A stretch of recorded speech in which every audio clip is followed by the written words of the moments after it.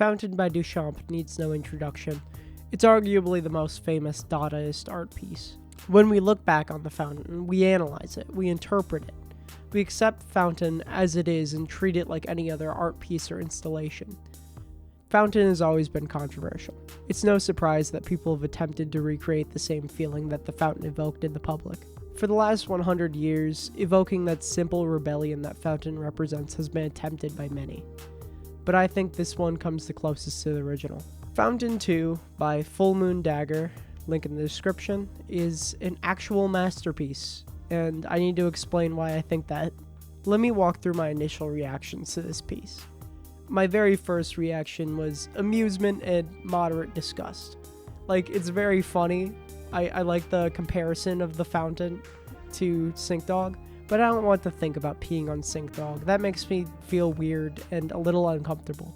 So then I show it to my friends, and I start talking with a couple of them, and I'm realizing that the conflict that I'm feeling is the same conflict that the original sinkdog has. The contrast of perversion with the mundane. So, to discover why this piece inspired so much thought in me, I went back to the original sinkdog piece by Daleport 996. Sinkdog is satisfied. She has a warm, kind look in her eyes, like she cares and loves deeply. She washes dishes without stress or intense emotion. She's at peace. I find that the fetish content, contrasted against the mundanity of washing dishes, is extremely compelling.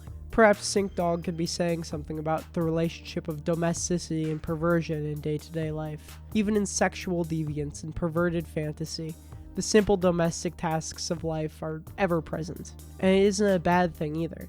The expression that sinkdog is showing us is one of satisfaction.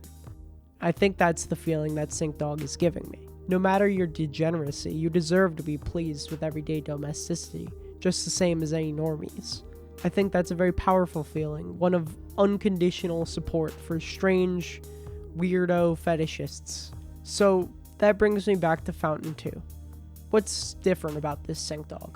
Well, for starters, she's a urinal, not a sink this time, so urinal dog would be more appropriate. Urinal dog brings forth stronger and more sexually charged reactions, however.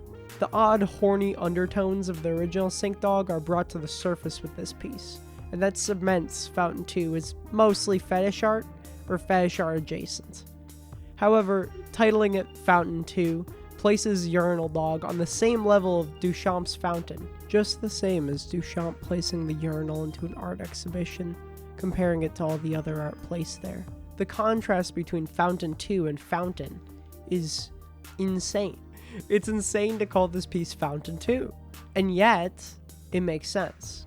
The sexual nature of Fountain 2 makes this piece incredibly evocative, and yet it wouldn't have caught my eye without my previous familiarity with sinkdog, combined with the title of Fountain 2. I think this brings me to the conclusion that porn and fetish art is not necessarily a lesser form of art. Sinkdog and Fountain 2 is not without greater artistic vision or purpose. It's equal to, and often can be better than, any other form of artistic expression. I think there's a lot of beautiful things that we can draw from art like this.